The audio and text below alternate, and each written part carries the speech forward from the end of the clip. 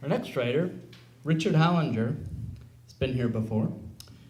His fiction, poetry, and essays have appeared in the Southern Review, the Iowa Review, Boulevard, Witness, and elsewhere. He has received 3 Pushcart Prize nominations and has published 2 chapbooks of short fiction. He moved to the Fox Valley in 1979 when he started teaching English at Marmion Academy in Aurora, where he's still learning to this day. His full-length collections of short fiction and creative nonfiction are both under consideration for publication through traditional presses. He writes Rivertown Chronicles, a bi-monthly column in the Kane County Chronicle, and is founder and leader of 2 local writers groups. Rich, please.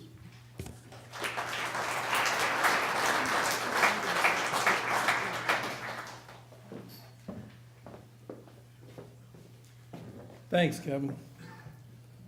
I'm the guy you have to patiently listen to between Angela and Hakeem. Just amazing, Angela. Thank you, man.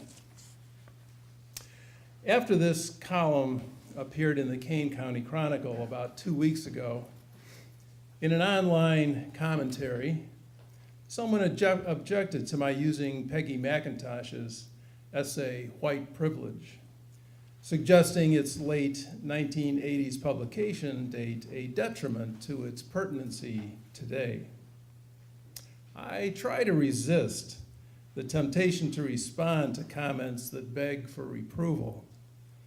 But if I had, I would have pointed out how sad that most of those white privileges evident in the late 20th century still hold true today. Thanks, surely, in large part, to mindsets such as those of the author of such comments. So here, in slightly different form from its first publication, thanks in large part to excellent editing suggestions by Anne, thank you, Anne, is my essay, White Privilege and Its Overlooked Perks.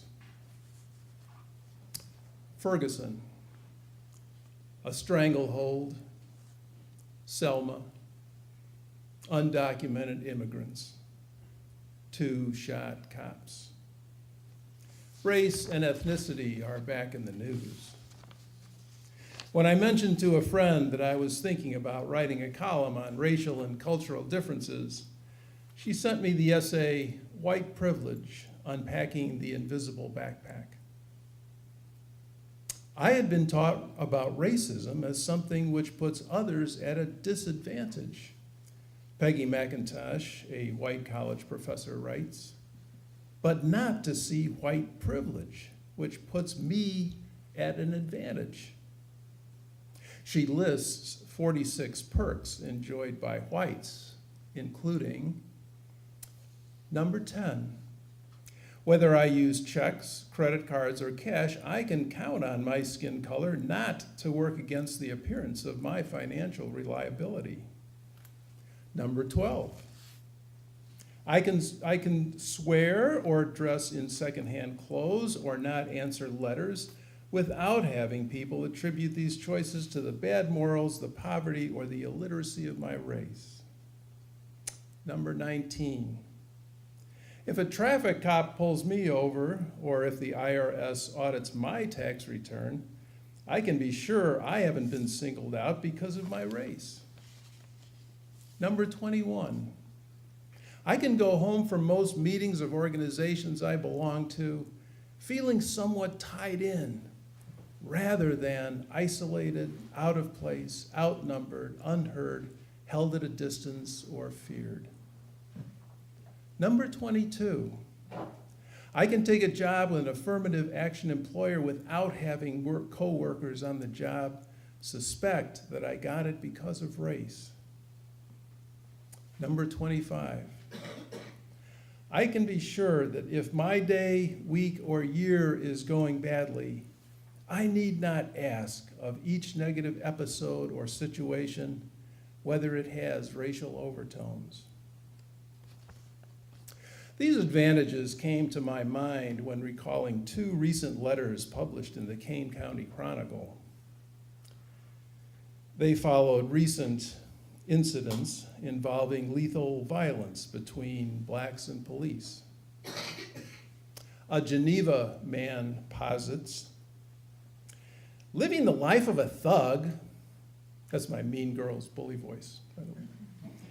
Living the life of a thug is not a role in Hollywood. Being a member of a racial minority and/or financially disadvantaged is not an excuse to break the law. No, it's not an excuse to break the law. Rather, breaking the law is, at least partially, a result of growing up in violent, impoverished neighborhoods, non-white and white. Instead of explaining away illegal behavior with a one-size-fits-all answer, he might attempt to understand the complex psychological and sociological reasons that lead to such behavior. Without police, the Genevan continues, anarchy would be the law of the land.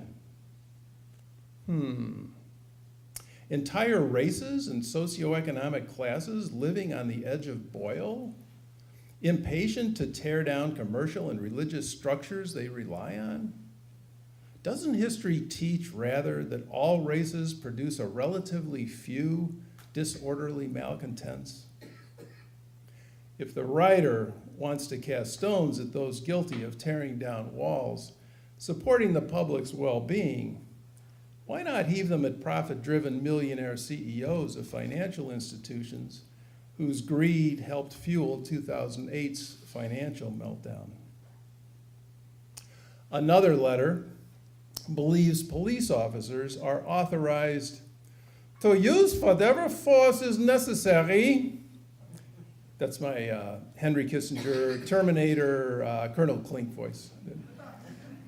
To use whatever force is necessary to apprehend lawbreakers. Sounds like this Batavia writer is confusing a John Wayne movie for enlightened 21st century law enforcement. A call to his local police department would disabuse him of this fantasy.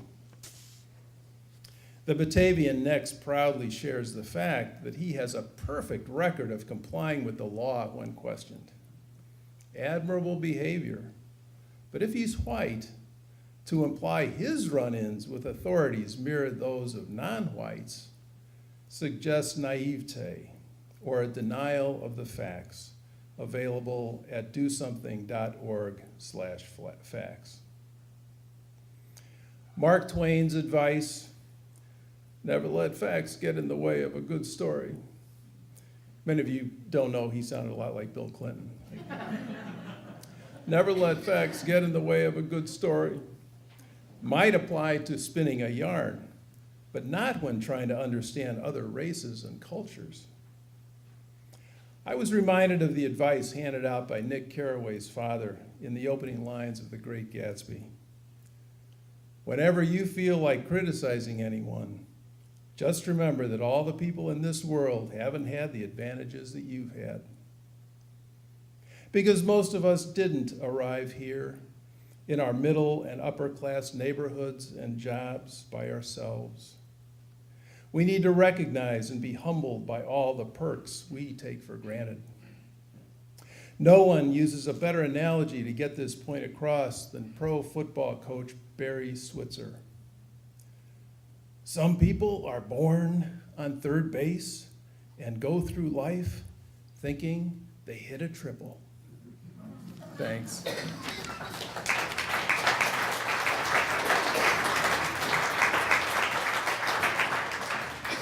Thank you, Rick.